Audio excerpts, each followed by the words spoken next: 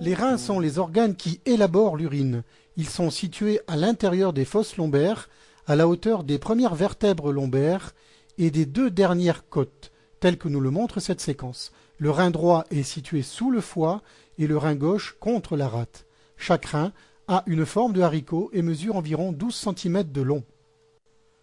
La flèche bleue nous montre successivement le rein et les vaisseaux rénaux, le bassinet, l'urétère droit, transportant l'urine du rein vers la vessie, la vessie proprement dite, et l'urétère gauche. Approchons-nous du rein droit pour mieux comprendre sa constitution et son mode de fonctionnement.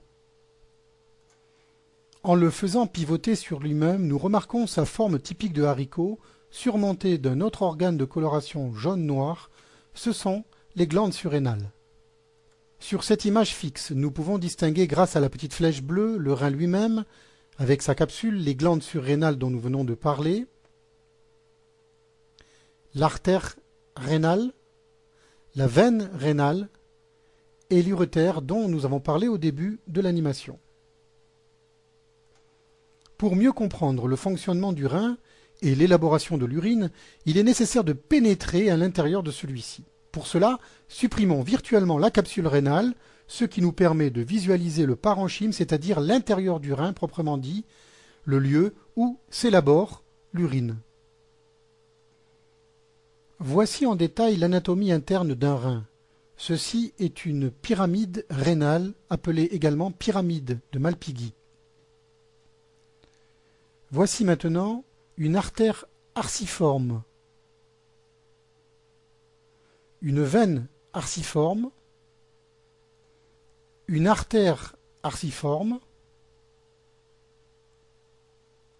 une artère interlobaire, une veine interlobaire, les calices où est récupérée l'urine provenant des pyramides de Malpighi, le bassinet, la naissance de l'urétère et l'urétère lui-même. Pour comprendre le mécanisme d'élaboration de l'urine par les reins, il est nécessaire d'entrer à l'intérieur d'une pyramide de Malpighi, dont nous venons de parler. Pour cela, pénétrons en direction de l'une d'entre elles. Il en existe un nombre restreint, soit environ une dizaine en moyenne par rein. Nous voici donc à l'intérieur d'une pyramide de Malpighi. Le rein contient environ 1 million de néphrons. Un néphron est en quelque sorte un petit rein en miniature. C'est dans le néphron que s'élabore l'urine. Chaque néphron comprend un glomérule rénal et un tubule rénal. Nous allons revoir ces éléments en détail pour mieux comprendre la fabrication de l'urine par l'organisme humain. Cette partie de l'animation nous montre un glomérule rénal. Pour mieux comprendre son fonctionnement, il est nécessaire de l'ouvrir, ce qui nous permet de visualiser l'intérieur de celui-ci. Nous constatons qu'il est constitué d'un peloton de petites artères contenant du sang en provenance indirectement des artères rénales. Chaque contraction cardiaque, matérialisée par la flèche violette, permet au sang d'envahir ce glomérule rénal que nous voyons ici. En quelque sorte, le glomérule est perfusé par le sang qui est envoyé dans les vaisseaux et l'urine passe à travers de minuscules trous dans une membrane qui ressemble à un filtre que l'on appelle la capsule de Bowman. L'urine vient ensuite s'accumuler au fond du glomérule. Elle est prête à être évacuée. Un zoom sur le glomérule rénal va nous permettre de mieux comprendre le phénomène de la filtration. Nous voici au niveau de la capsule de Bowman. Ce rapprochement extrême nous permet de comprendre le fonctionnement de cette capsule.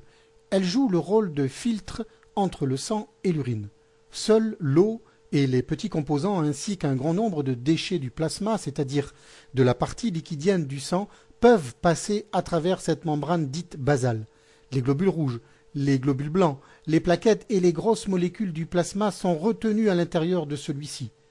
Il en est de même pour la majorité des protéines du sang qui ne peuvent pas franchir ce filtre à cause de leur taille élevée.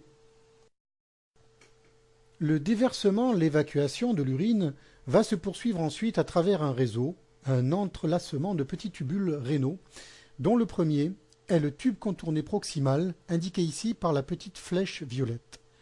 L'urine poursuit son cheminement à travers l'anse de Henle, puis le tube contourné distal, pour finir à l'intérieur du tube collecteur où l'eau de l'urine est quelquefois réabsorbée, c'est-à-dire récupérée, grâce à une hormone appelée l'hormone antidiurétique. Pour mieux comprendre la dernière partie de l'évacuation de l'urine, il nous faut à l'inverse ressortir de la pyramide de Malpighi pour mieux visualiser le cheminement de l'urine fabriqué par le néphron. La petite flèche violette nous indique maintenant le trajet de l'urine.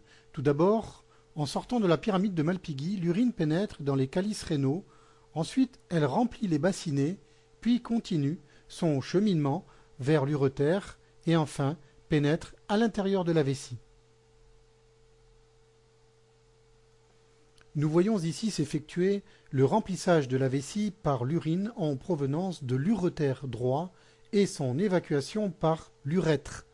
L'urètre est un canal situé à l'intérieur de la verge, transportant l'urine de l'intérieur de la vessie vers l'extérieur.